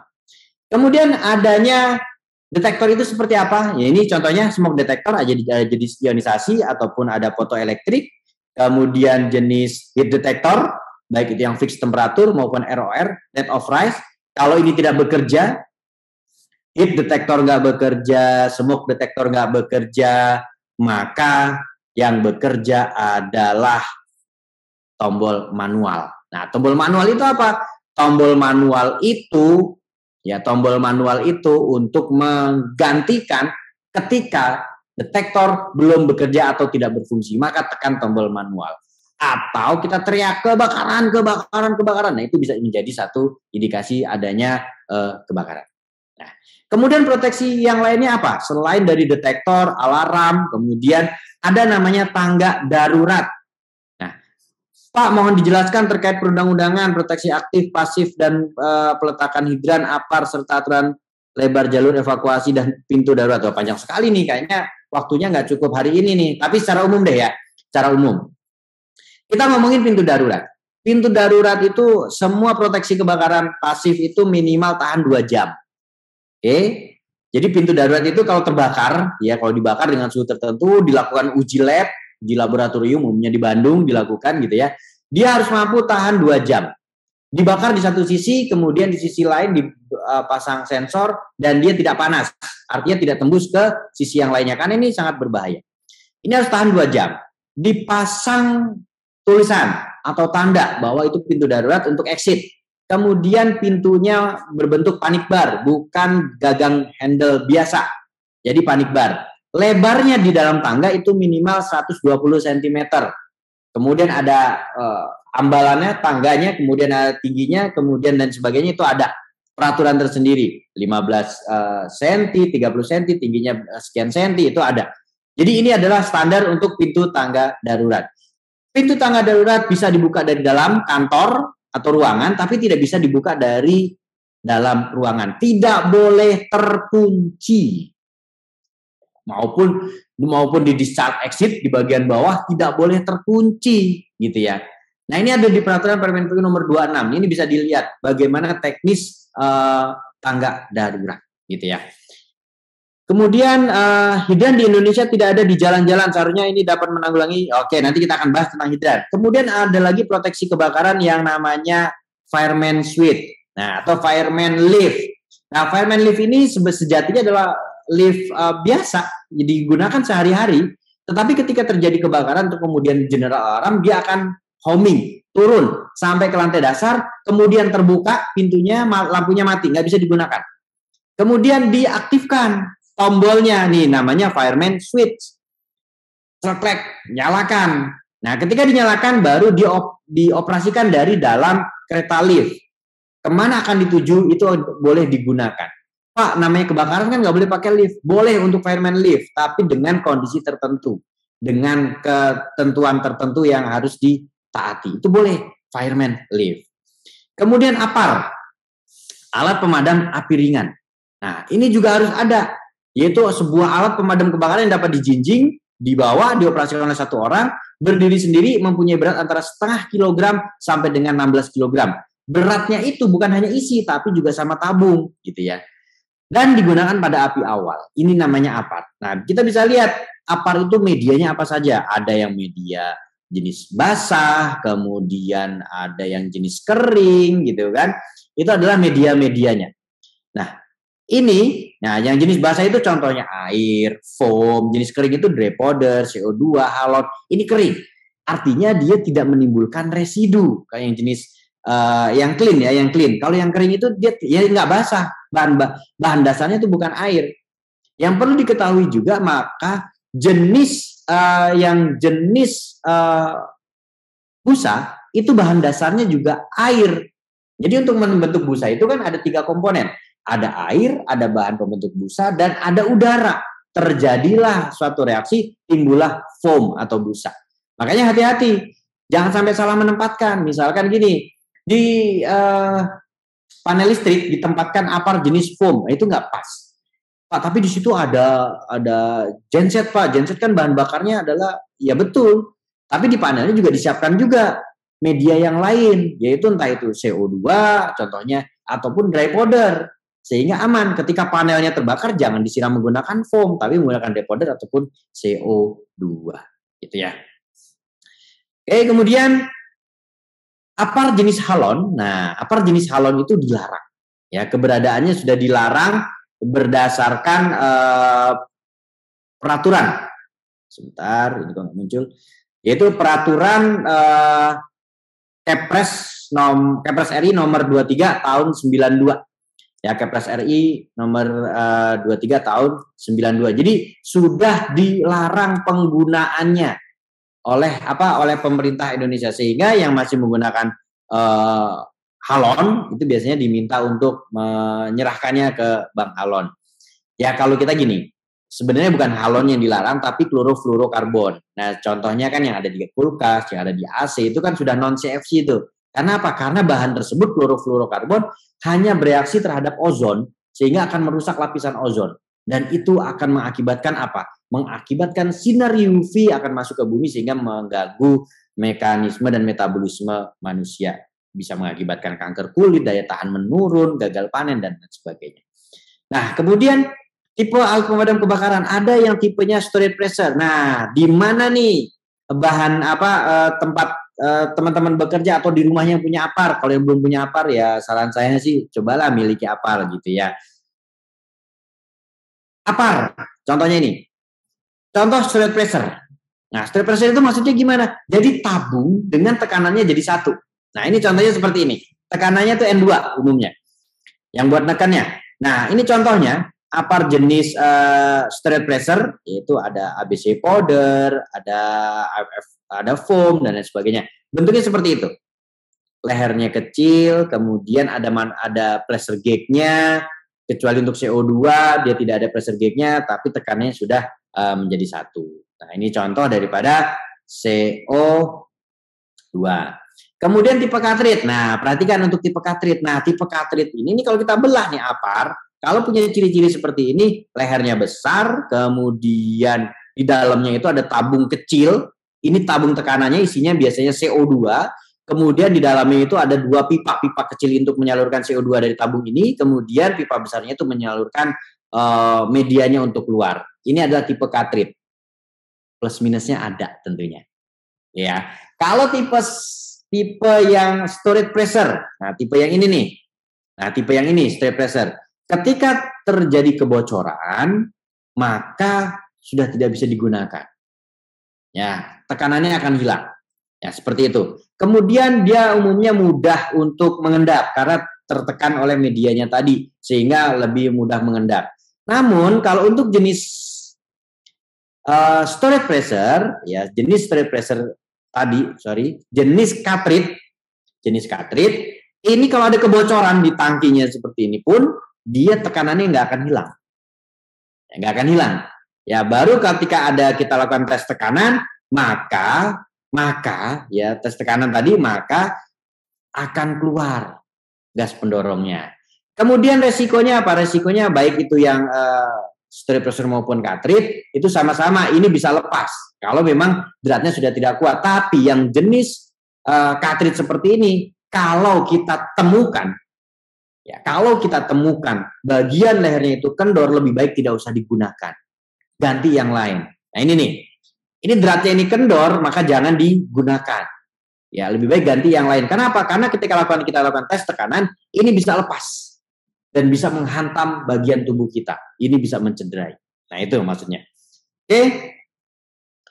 Apakah betul Pak, apar halon sudah dilarang? Iya, betul. Sejak tahun 97 ya. Sejak tahun 97 berdasarkan Kepres nomor 23. Jadi tidak lagi menggunakan halon kecuali di area-area tertentu. Itu masih diperkenankan. Ada beberapa fasilitas yang bisa diperkenankan untuk menggunakan halon. Contohnya di pesawat terbang, itu masih menggunakan halon atau fasilitas-fasilitas vital lainnya. Ini jenis busa, ada busa mekanik, sudah terbentuk busanya, kemudian ditempatkan dalam satu wadah, kemudian nanti diberikan tekanan. Kemudian ada foam kimia. Foam kimia itu dari dua bahan yang berbeda, kemudian dicampur, nanti akan bereaksi, reaksinya menghasilkan foam, dan juga menghasilkan tekanan untuk mengeluarkan foam tersebut. Dan bagaimana sih cara menempatkan apar? Nah, gitu kan. Menempatkan apar yang benar adalah aparnya tersebut mudah dilihat, mudah dijangkau, tidak terhalang. Itu penting. Kemudian harus sesuai dengan jenis dan kelas kebakarannya. Kemudian harus menggantung pada dinding atau dalam lemari kaca. Nah, kemudian bagian paling atas, ya saya ngomongin bawah dulu deh. Bagian paling bawah itu 15 cm tingginya. Bagian paling atas sampai ke handle-nya itu 120 cm. Nah, kenapa kok 120 cm, Pak? Ada yang 150 gitu ya. Boleh aja, yang penting sudah dapat rekomendasi dari pengawas gitu ya. Tapi umumnya kita lihatlah, umumnya orang Indonesia, ya orang-orang Indonesia Asia gitu kan, tingginya kan mengikuti. Jadi lebih mudah mengambilnya. Intinya sih seperti itu. Jangan digeletakkan di lantai kecuali jenis CO2. Pertanyaannya begini, apakah apar itu ada masa expirednya Pak? Gitu kan. Nih contohnya pertanyaannya Rahayu Kaniarita Arsef. Pak, kalau CO2 ada masa expirednya Pak? Apa enggak? Ya, enggak ada. CO2 enggak ada masa expirednya. Masa expirednya ada di mana? Ada di tabungnya untuk dilakukan hidrostatis test setiap 5 tahun sekali. Itu dilakukan itu. Makanya aparnya akan dibuang, kemudian lakukan hidrostatis test. Nah, bagaimana cara perawatannya? Untuk jenis apar dry powder, paling tidak 1 bulan sekali dibalik. Nggak usah dikocok, dibalik aja. Dibalik, kemudian dari atas ke bawah supaya bersirkulasi medianya. Kemudian kalau CO2 gimana? Ditimbang. Kalau sampai bebannya kurang dari 5% dari awal kali diterima, maka harus dilakukan refill. Karena berarti ada kebocoran di situ. CO2 kan nggak ada tekanan, nggak ada pressure gauge, jadi nggak tahu kitanya, sehingga ditimbang. Beratnya berapa sih? Berat bruto, isi dengan tabung ditambah itu adalah beratnya. Jangan ini 3,5 kilo, ditimbang beratnya 3,5 kilo, salah kalau itu. Maka ditimbang brutonya berapa, itu ada keterangan di tabung, tabungnya beratnya berapa, itu ada penangnya di situ ada. Nah, kadaluarsanya ada nggak sih apar gitu ya? Nah, ini saya kalau ngomongin kadaluarsa apar saya agak gimana gitu ya. Tapi gini deh, saya nggak ngomongin kadaluarsanya, tapi saya ngomongin tentang peraturannya. Apar itu harus siap digunakan dan dilakukan pengecekan 1 tahun sekali. Pengecekan, catat ya, pengecekan, bukan refill. Sekali lagi, bukan refill 1 tahun sekali, tapi pengecekan 1 tahun sekali. Nah, lalu gimana untuk melakukan pengecekan? Apakah kita bisa melakukan pengecekan? Ya, tentunya bisa diserahkan kepada vendor. Nah, vendor tersebut melakukan pengecekan, biasanya manajemen sekaligus melakukan refill untuk memastikan alat tersebut ready for use, siap untuk digunakan kapan saja. saran saya nih sebagai seorang teman gitu ya, ketika mau melakukan refill, minta kepada vendor untuk menyediakan 1 instruktur, misalkan paling tidak seperti itu, atau 2 instruktur, dan juga media pemadaman. Sehingga sebelum direfill, lakukanlah latihan menggunakan apar yang akan direfill. Sehingga manfaatnya banyak. Yang pertama, semakin banyak orang yang terlatih menggunakan apar, maka semakin sedikit resikonya ketika terjadi kebakaran, orang semakin banyak yang mampu melakukan pemadaman. Yang kedua, kita bisa mengetahui kualitas dari vendor tersebut dan isi tersebut. Apakah apar dengan hanya 1 drum bensin dan solar dibakar, kemudian mampu nggak memadamkan kebakaran seperti itu. Kalau itu mampu, maka ketika terjadi kebakaran di tempat kerja kita mungkin jauh lebih ringan daripada yang drum tadi, gitu maksud saya. Sehingga akan mendapatkan keuntungan-keuntungan itu. Jadi kita bisa melakukan quality control terhadap apar, dan juga quality control terhadap personilnya. Bagaimana personil tersebut mampu melakukan upaya pemadaman awal. Nah, itu yang terjadi, ya gitu ya. Kemudian ada pertanyaan lagi, apa kadaluarsa bisa nggak digunakan karena beku, khususnya media powder? Nah, kalau aparnya itu sudah beku gitu ya, kalau sudah beku jangan langsung tinggalkan dulu. Kalau bahasa Jawanya tuh diketrik gitu ya, diguncangkan dulu lah ke lantai gitu ya, baru nanti dicek kembali gitu ya. Jadi memang harus dilakukan upaya-upaya terlebih dahulu. Oke, bagaimana sih cara menggunakan apar? Nah, secara sederhana saya akan share videonya sedikit nih, cara menggunakan apar. Oke, kita lihat dari awal. Oke, dari awal. Cara menggunakan apar. Pertama, cabut pinnya, berikan jarak 1 lengan dengan tubuh kita, kemudian bebaskan nozzle-nya. Lakukan tes tekanan terlebih dahulu. Ya, lakukan tes tekanan terlebih dahulu. Lakukan seperti ini.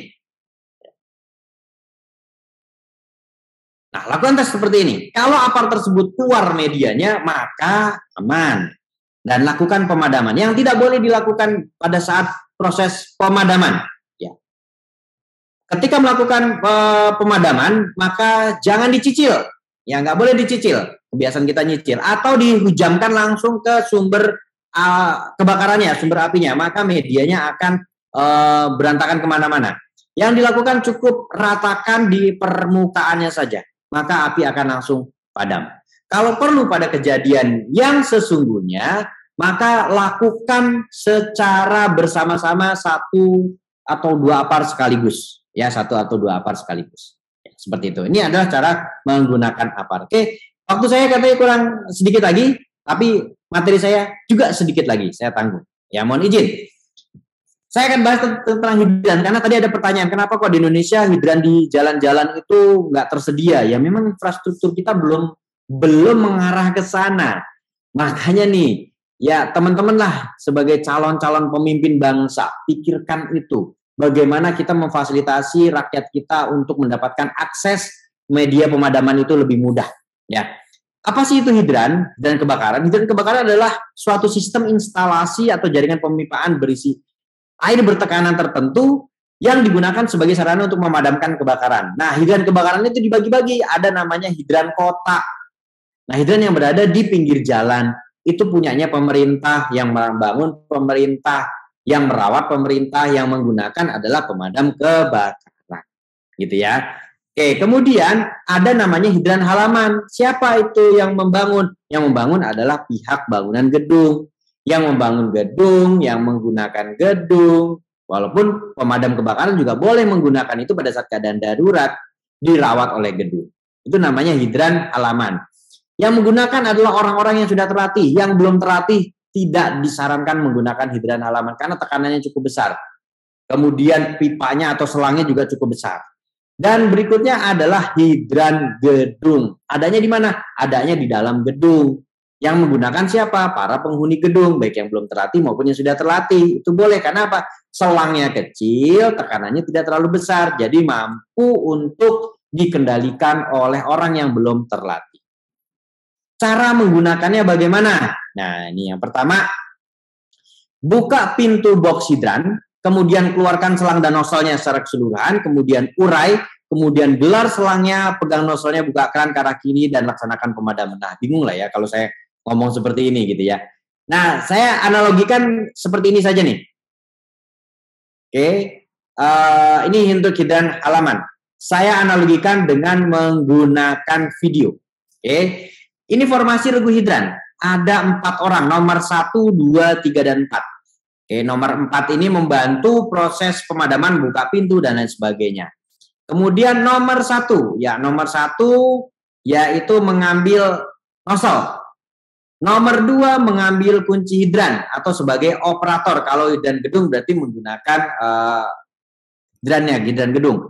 Tugas nomor 3 mengambil selang, memberikan selang ke nomor 2, ini nomor 2, kemudian menarik selangnya ke arah nomor 1.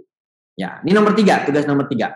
Menarik selang ke arah nomor 1. Nah, pada saat menggunakan menarik selang, nomor 2 menginjak selangnya. Berikan selang tersebut ke nomor 1. Ya. Ke nomor 1. Oke, kemudian dilakukan tes tekanan terlebih dahulu, kemudian bersiap. Aba-aba buka air, dilakukan secara berantai. Kalau di dalam gedung itu nggak lurus seperti ini, bisa berkelok-kelok, makanya harus berantai.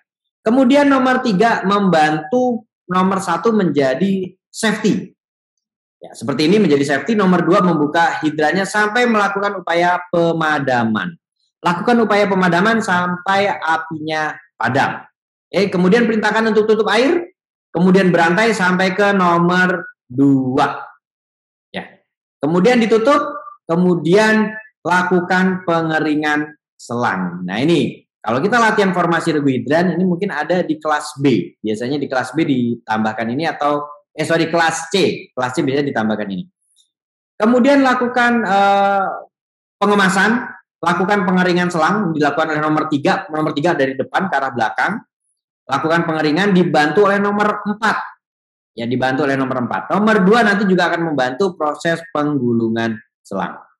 Lakukan penggulungan selang, dilipat 2, double roll donut. Saya sarankan kalau untuk box hidran lakukan menggunakan double roll donut.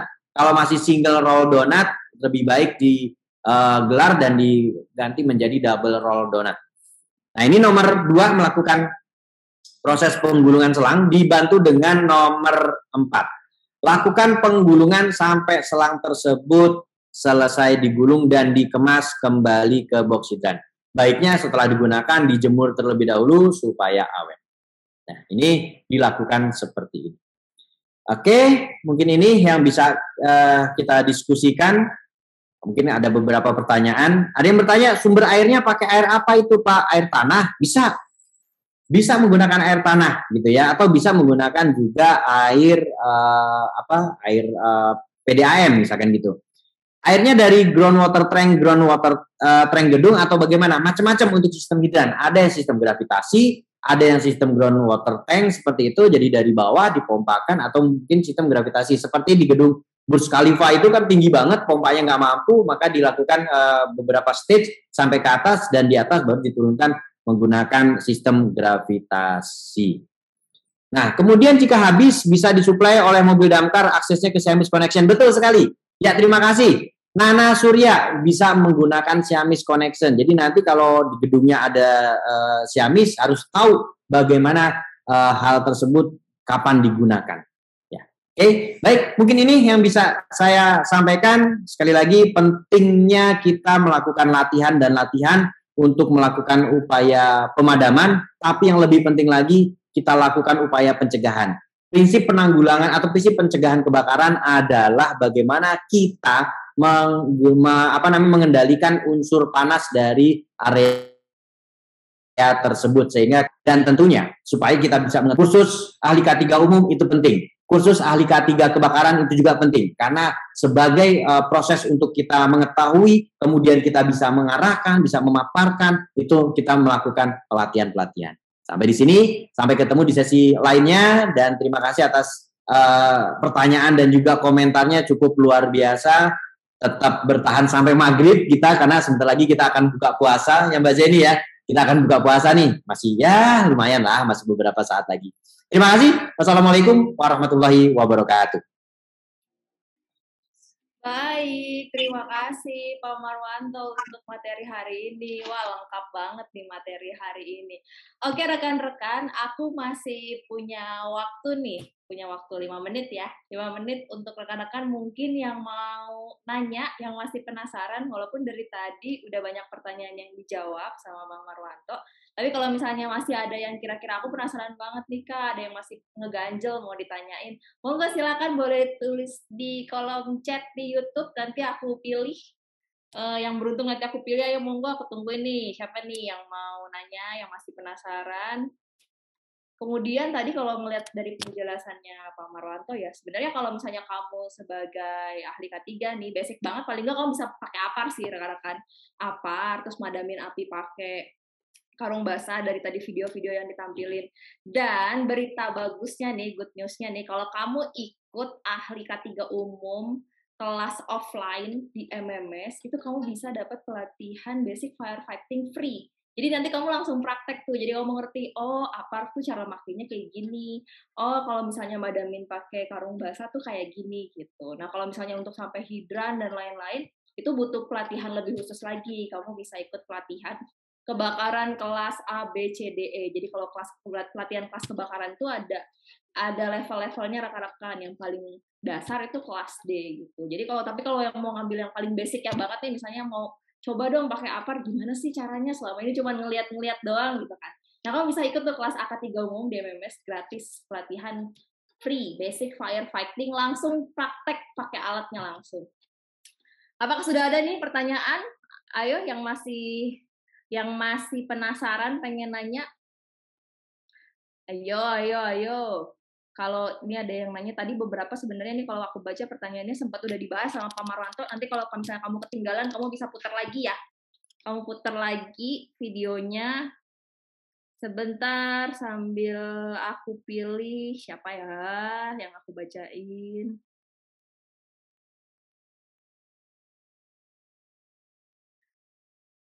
Siapa nih yang beruntung? Pertanyaannya aku bacain. Ada itu Mbak dari Nafi Muhammad itu Pak, Mbak.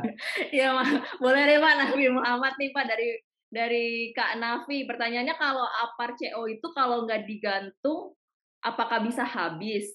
Hanya ditaruh di lantai aja bisa habis nggak batu tiba-tiba Pak aparnya? Monggo Pak. Sudah live kembali? Oke. Monggo Pak.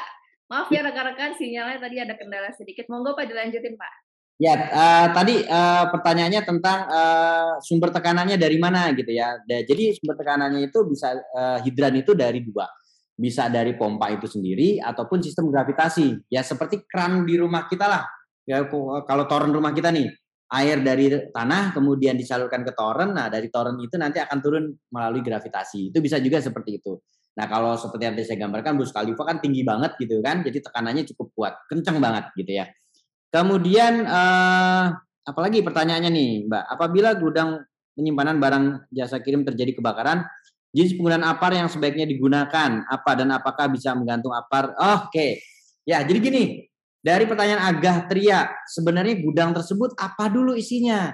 Ya, apa dulu isinya? Kalau isinya adalah bahan-bahan hidrokarbon, ya boleh saja menggunakan apar. Medianya apa disesuaikan? Entah itu ABC powder. Yang paling aman adalah jenis multipurpose, ABC powder. Kalau memang perlu hidran, lakukan hidran. Seperti itu. Tapi kalau bahannya adalah B3, kan ada juga warehouse isinya B3 gitu kan. Nah, itu juga hati-hati disesuaikan. B3 tersebut biasanya ada di MSDS-nya ataupun di NFPA Diamond-nya itu juga akan ketahuan standarnya apa saja, medianya yang cocok. Nah, itu juga perlu disiapkan seperti. Jadi sesuaikan dengan apa yang ada di gudang tersebut atau di warehouse tersebut gitu ya. Oke, kemudian izin bertanya, jika pemadam mengalami insiden kecelakaan di jalan menabrak pengendara lain di jalan umum, apakah bertanggung jawab, dan jika terjadi tabrakan salah siapakah itu ya? Ya, segala sesuatu perbuatan kita pasti harus dipertanggungjawabkan gitu ya Mbak Jenny ya. Jadi walaupun pemadam kebakaran nabrak ya tentunya harus dilihat kasus per kasusnya, dan itu yang menentukan bukan diri kita tapi pihak berwenang, pihak berwajib. Siapa yang akan bertanggung jawab, seperti apa kronologisnya. Ya walaupun pemadam kebakaran ya harus cepat, ya juga nggak boleh ugal-ugalan gitu kan, merasa yang paling punya jalan, ya nggak begitu juga. Safety itu mulai dari safety diri, kan intinya gini, keselamatan itu ada 3. Ya, keselamatan itu ada 3. Yang pertama adalah aman diri. Aman diri itu aman siapa? Aman petugas. Petugasnya aman, harus menggunakan APD, harus menggunakan perlengkapan yang lainnya gitu kan, berkendara secara aman gitu kan. Yang kedua adalah aman lingkungan. Ketika pemadam kebakaran menuju lokasi juga harus aman lingkungannya. Nggak boleh seenaknya, nggak boleh serantau seruntul. Yang penting cepat nyampe, nggak begitu juga. Baru yang ketiga adalah aman korban gitu kan. Bagaimana kita akan menolong orang kalau diri kita sendiri nggak aman ketika diri kita menabrak. Nah ini juga menjadi satu bahan diskusi lah buat rekan-rekan damkar nih di seluruh Indonesia gitu kan. Seperti apa sih gitu, safety driving itu perlu. Mungkin MMS juga perlu mengadakan safety driving nih. Kapan-kapan nih kita diskusi safety drivingnya untuk pemadam kebakaran. Jadi kita jangan merasa yang paling punya jalan, nggak begitu. Tapi keselamatan juga itu juga penting. Ya. Oke Bapak, masih banyak sebenarnya pertanyaannya Pak, tapi kalau dijawabin nanti nggak selesai-selesai. Dan saya juga belum sholat asar nih gitu ya. Iya tuh rekan-rekan. Baik rekan-rekan, karena waktunya sudah habis nih, udah jam 5 pas banget. Nggak apa-apa ya, nanti kalau rekan-rekan yang misalnya masih penasaran banget, mau tanya-tanya, ayo ikut pelatihan, supaya nanyanya lebih puas lagi, bisa lebih banyak lagi. Dan aku infoin lagi, sekilas lagi terkait promo untuk hari ini rekan-rekan, kalau kamu mau ikutan pelatihan, misalnya BNSP, besok hari Senin udah mulai semua, kamu bisa cek jadwal di highlight Instagram MMS untuk semua program BNSP atau pelatihan ahli K3 umum Kemnaker. Kalau kamu pembayaran hari ini, kamu bisa dapat free jaket safety MMS. Jaket safety MMS, kalau kemarin Kak Bovi udah bilang gini, keren banget jaketnya. Nah, harus punya. Kamu harus punya jaket safety-nya MMS, itu bisa menerjang hujan badai. Emang beneran kok tapi itu. Kalau misalnya kamu masih ragu untuk ikut pelatihan, masih bingung program mana yang cocok buat kamu, kamu bisa DM ke admin Instagram boleh, atau misalnya ke admin WhatsApp boleh, kamu bisa konsultasi dulu. Kemudian lagi jangan lupa rekan-rekan yang belum gabung di Discord, ayo gabung dulu di Discord, karena di sana semua ada info terkait absensi, terkait untuk ujian. Jadi untuk kamu dapat sertifikat, kamu harus ikut ujiannya dulu ya, dan bottom nilainya adalah 70.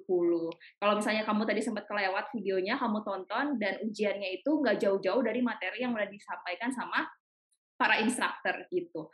Dibaca lagi di Discord aturan-aturannya, jadi nggak bisa misalnya kayak, Kak, aku udah ikut ujian, tapi kemarin-kemarin nggak absen, terus dapat sertifikat nggak? Nah, kamu baca ya, jadi ada rules-nya tuh kalau mau dapat sertifikat, biasanya harus absen dulu, terus juga harus ikut ujian, ada bottom nilai. Absennya kapan? Absennya setelah ini akan diumumkan di Discord, ada waktunya juga ya rekan-rekan, absen bisa dimulai kapan, sampai kapan, ujian bisa dimulai kapan, sampai kapan. Intinya kalau mau ikut pelatihan di MMS itu apa? Budayakan membaca, karena banyak banget yang suka nanya, linknya mana Kak? Ini absennya di mana? Ujiannya di mana? Ayo, dibaca di Discord, semua info sudah jelas.